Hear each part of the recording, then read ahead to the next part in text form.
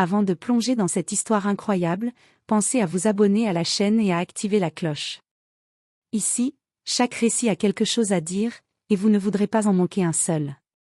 La pluie tombait en fines aiguilles sur les rues de Washington DC, transformant le pavé en miroir tremblant des lumières de la ville.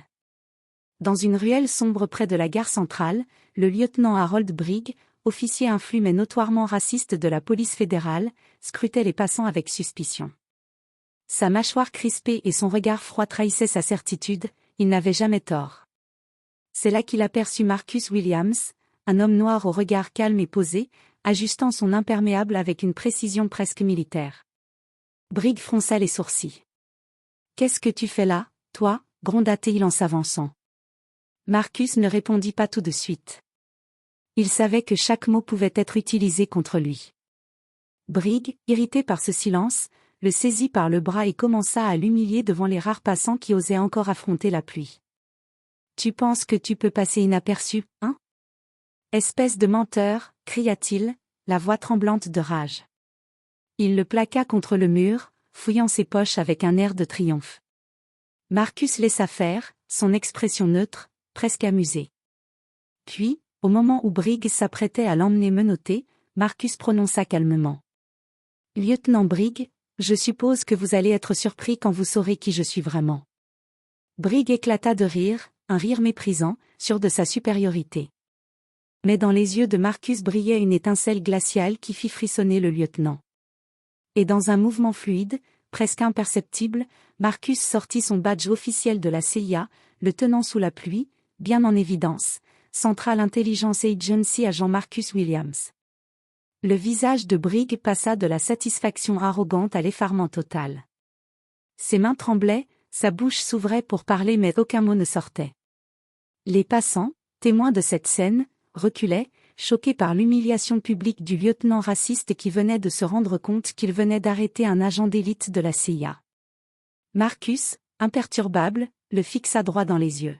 « Je vous conseille de réfléchir avant de juger quelqu'un uniquement sur sa couleur, lieutenant. » Et sous la pluie battante, alors que Brigg était figé de honte, Marcus tourna les talons et disparut dans l'ombre, laissant derrière lui un lieutenant humilié et une leçon gravée dans le cœur de tous ceux qui avaient assisté à la scène. Le lendemain matin, le lieutenant Harold Brigg était toujours secoué. Son bureau, normalement impeccable, semblait soudain étouffant. Chaque badge sur le mur, chaque photo de cérémonie lui rappelait son humiliation de la veille. Il avait arrêté Marcus Williams avec certitude, et pourtant, il s'était retrouvé publiquement ridiculisé par un simple badge CIA.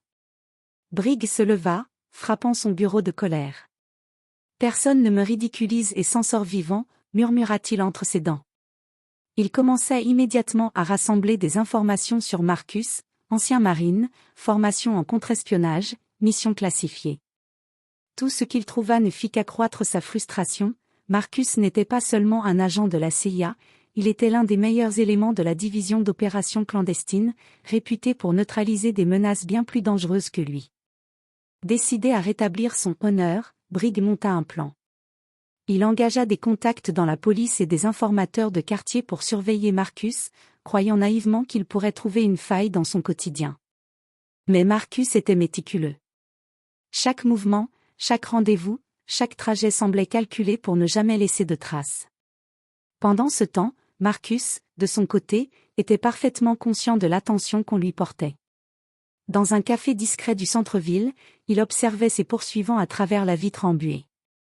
Il sourit intérieurement, il savait que Brigg sous-estimait complètement sa capacité à anticiper les mouvements ennemis. Chaque tentative de Brigg pour l'attraper ne faisait que le renforcer, comme un jeu d'échecs où l'agent noir avançait toujours 2 coups en avance. Un soir, alors que Brigg croyait enfin avoir coincé Marcus dans une ruelle isolée, il réalisa trop tard qu'il était tombé dans un piège soigneusement préparé. Un léger cliquetis métallique résonna derrière lui et avant qu'il puisse se retourner, Marcus apparut calmement, un petit sourire glacial sur le visage. « Lieutenant Brigg, je vous avais prévenu. » Brigg sentit son souffle se couper. Cette fois, ce n'était pas seulement son échec public qui le hantait, mais la certitude que Marcus contrôlait la situation. Chaque tentative de revanche allait se retourner contre lui. L'humiliation d'hier n'était que le début. Marcus tourna les talons et disparut dans l'ombre, laissant Briggs seul, tremblant de rage et de honte, réalisant pour la première fois qu'il ne pourrait jamais sous-estimer quelqu'un parce qu'il était noir. 2 semaines s'étaient écoulées depuis l'humiliation de Briggs. Le lieutenant était obsédé par Marcus. Chaque nuit, il rêvait de cette scène, le badge brillant sous la pluie, Marcus quittant la ruelle comme s'il était invincible. Mais il ne savait pas que Marcus observait chaque mouvement de Briggs depuis le début. Marcus savait que Briggs n'était pas simplement raciste, il était dangereux par orgueil et stupidité. Alors, au lieu de fuir, il décida de mettre Briggs à l'épreuve, pas par violence, mais par humiliation réfléchie. Ce matin-là, Marcus choisit de frapper là où Briggs se croyait invincible, son poste de police. Il commença par infiltrer le système interne, envoyant de faux rapports anonymes qui rendaient Briggs ridicule devant ses supérieurs. Les dossiers semblaient légitimes, mais chaque action de Briggs était interprétée comme une erreur monumentale. Ses collègues commençaient à chuchoter derrière son dos, « Briggs perd-il la tête ?» Briggs, furieux, essaya de reprendre le contrôle, mais chaque tentative se soldait par un nouvel embarras. Marcus, avec calme et précision, restait toujours invisible. Ce que Briggs ne savait pas, c'est que Marcus avait même organisé un petit accident, une caméra de sécurité manipulée avait filmé Briggs trébuchant sur ses propres dossiers, tandis qu'un faux message envoyé à la hiérarchie le faisait passer pour incompétent. La tension culmina lors d'une réunion officielle avec le chef de la police fédérale. Briggs, sûr de pouvoir sauver la face, entra avec arrogance. Mais l'écran derrière lui affichait une compilation soigneusement montée par Marcus, montrant les erreurs de Briggs et son comportement humiliant envers Marcus. Les supérieurs de Briggs le fixaient, incrédules. Même les collègues les plus loyaux ne pouvaient retenir un sourire ou un ricanement discret. Briggs sentit son visage brûler. C'était une humiliation publique, mais cette fois orchestrée par celui qu'il avait cru inférieur. Et pendant que Briggs se noyait dans la honte, Marcus observait la scène depuis une table de café à proximité, un café fumant à la main. Il laissa échapper un léger rire, presque imperceptible. La leçon était claire, sous-estimer quelqu'un à cause de sa couleur ou de ses préjugés pouvait être extrêmement dangereux. Briggs comprit, enfin, que sa rage et son racisme l'avaient placé dans une situation où il ne contrôlait plus rien. Marcus avait gagné non par la force, mais par l'intelligence et la patience. Harold Briggs n'en pouvait plus. 2 semaines d'humiliation silencieuse orchestrées par Marcus Williams avaient sapé toute son autorité et miné son orgueil. Chaque fois qu'il pensait avoir un avantage, Marcus disparaissait, le laissant seul avec sa frustration et sa honte. Briggs enrageait intérieurement, incapable d'admettre qu'il avait été dépassé par un homme qu'il considérait, à tort, comme inférieur. Ce soir-là, Briggs reçut un appel anonyme, un message cryptique lui indiquant qu'un rendez-vous l'attendait dans un parking désert à la périphérie de la ville. Son ego lui dit que c'était enfin le moment de reprendre le contrôle. Il arriva, arme au poing, le visage tendu par la colère et la certitude qu'il allait corriger Marcus une bonne fois pour toutes. Mais Marcus l'attendait. Calme, silencieux, appuyé contre une voiture, il ne montrait aucun signe de peur. Briggs sentit son cœur battre plus vite, une sensation qu'il n'avait jamais éprouvée face à un simple citoyen. « Lieutenant Briggs ?» dit Marcus, sa voix froide et posée.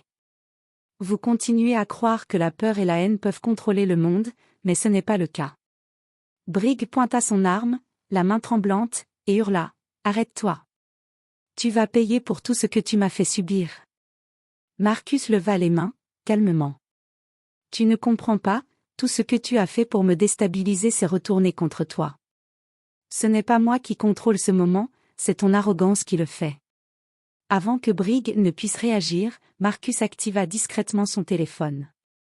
En quelques secondes, les haut-parleurs d'une voiture voisine projetèrent la preuve vidéo de toutes les humiliations publiques de Briggs, enregistrées depuis les caméras de sécurité et les smartphones de citoyens. Le visage de Briggs passa du rouge vif à une pâleur totale. Il tenta de protester, mais ses supérieurs et collègues apparurent soudainement derrière Marcus, alertés par un simple message préprogrammé. Briggs était encerclé, humilié de nouveau, incapable de se défendre. Marcus s'avança d'un pas, toujours calme, et dit : « Lieutenant Briggs, je ne suis pas ton ennemi. Tu es ton propre ennemi.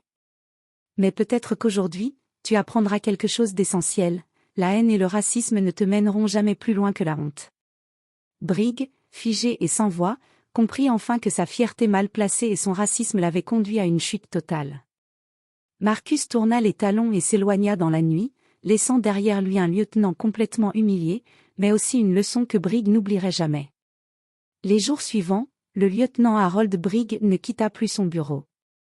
Chaque fois qu'il passait devant un miroir, il voyait le reflet de son arrogance et de son racisme. Les collègues qui jadis le craignaient ou l'admiraient murmuraient désormais derrière son dos, certains avec respect pour Marcus, d'autres avec un amusement silencieux face à la chute de Brig. Marcus Williams, lui, reprenait tranquillement ses missions pour la CIA, mais il gardait un œil discret sur Brig. Il savait que la vraie victoire n'était pas la vengeance, mais l'enseignement d'une leçon durable.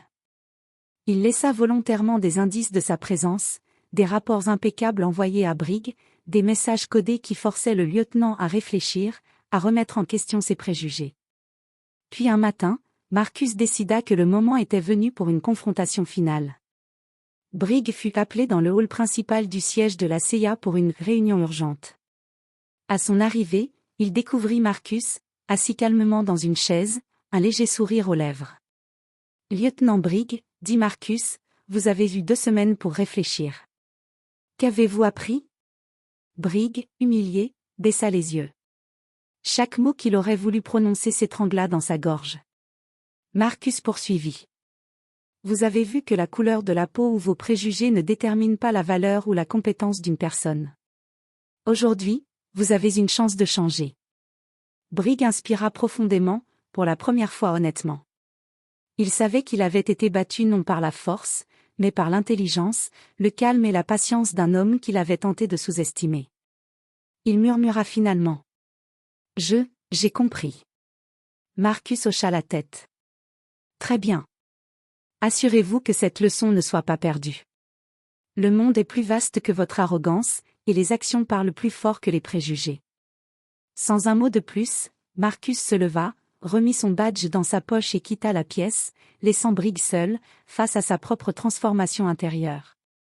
Ce jour-là, Brig comprit que la véritable puissance réside dans le respect et l'humilité, et non dans l'autorité ou la haine.